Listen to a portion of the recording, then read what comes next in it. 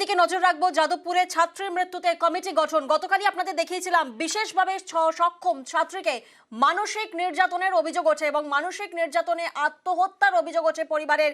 সেই ঘটনায় যাদবপুরে এবার ছাত্রীর মৃত্যুতে কমিটি গঠন করা হলো।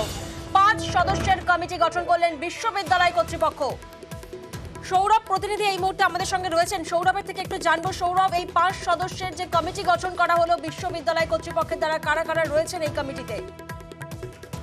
দেখো, এই যে ঘটনা, সেই ছাত্রী মৃত্যুর ঘটনায় আজকে কিন্তু ইতিমধ্যেই সমস্ত ডিপার্টমেন্টের প্রধানদেরকে ডাকা হয়েছিল এবং সেখানে আলোচনা করার পর ইন্টারনাল কমপ্লেন কমিটি অর্থাৎ আইসিসি 5 সদস্য আইসিসি কমিটিকে দায়িত্ব দেওয়া হলো তদন্তের।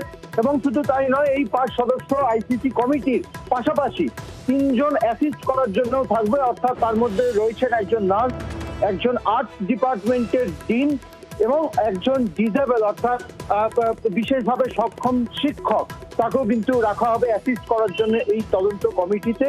এবং বিশ্ববিদ্যালয়ের রেজিস্ট্রার স্নেহমঞ্জু বসু তিনি যেটা জানিয়েছেন যে পুলিশের যে অভিযোগ, সেই অভিযোগে যেই 2 জন ছাত্রর নাম রয়েছে, সেই 2 জন ছাত্রর মধ্যে একজন যিনি হোস্টেলে থাকেন, সেই ছাত্রকে বিশ্ববিদ্যালয়ে প্রবেশ করতে দেওয়া হবে না, এমনটাই কিন্তু বিশ্ববিদ্যালয়ে আজকের এই বৈঠকের সিদ্ধান্ত নেওয়া হয়েছে, এমনটাই কিন্তু জানিয়েছেন রেজিস্ট্রার স্নেহমঞ্জু বসু। এবং পরবর্তী ক্ষেত্রে এই 5 সদস্য ইন্টারনাল কমপ্লেন কমিটি তারা কিন্তু তদন্ত করবেন এবং বিশ্ববিদ্যালয়ের তরফ থেকে যেই পদক্ষেপ গ্রহণ করা উচিত সেই সমস্ত পদক্ষেপই গ্রহণ করা হবে বলেই জানিয়েছেন রেজিস্ট্রার। বেশ, রেজিস্ট্রার কি জানিয়েছেন জানাবো আপনাদের। আমাদের তো স্ট্যাটিউটারি কোনো সেভাবে বডি নেই, আমরা তো ওভাবে এনকোয়ারি করতে পারি না, কারণ এটা তার পরিবার অলরেডি এফআইআর করেছেন এবং সেখানকার পুলিশ তদন্ত করছে।